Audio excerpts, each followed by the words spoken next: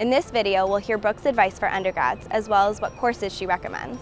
Did you have any favorite classes at ASU? Yeah, I think from a practical standpoint, and I think it was a smaller class size, organizational psychology, but I think the favorite for many, and it was in one of those big auditoriums, and was always packed, and the professor was hilarious, but human sexual behavior was just on a daily basis. My mouth was just floored. I mean, daily, by not only the subjects, but how she taught them, and it was just a fascinating class. Could you talk more about organizational psych? Yeah, I mean, I think it was organizations are complex, just like people are complex.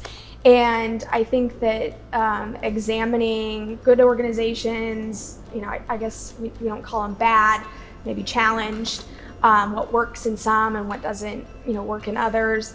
I'm very sensitive to, in our organization, and evaluating again as we grow, what's needed in management, what's needed in new hires.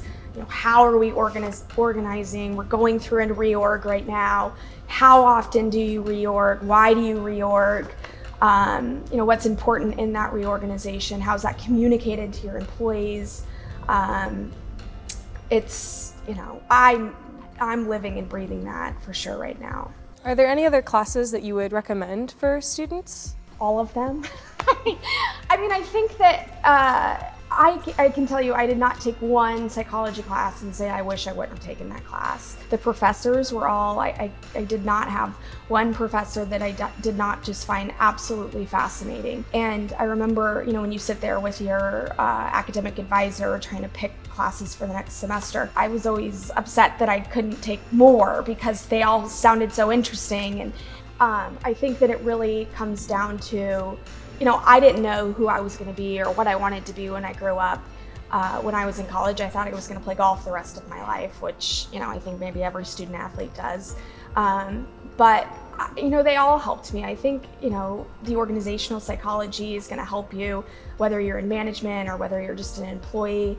It could give, you as a new hire, or maybe coming out of school into the job market, having a better understanding of an organization and maybe what state that organization is in, whether it's a small one or a large one, whether there's a recession or the economy's booming.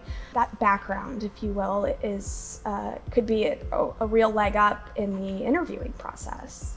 Do you have any advice for undergrads or new students at ASU? I think, some of the best advice, I ever got was fake it until you believe it. And I, constantly have lived that, whether it was in an interview or whether it was, starting a company at 30 years old, whether it was, selling our first international show as we knew what we were doing. Fake it until you believe it. And then you're gonna believe it, and you're just gonna, keep growing and doing it over again. So that's probably some psychological principle in of itself. Somewhere along the line. So thank you so much for your time. I think that we got everything we need. All right, thank you. Thanks for joining us. Fill out the form below to find an internship or get connected with a mentor in leadership.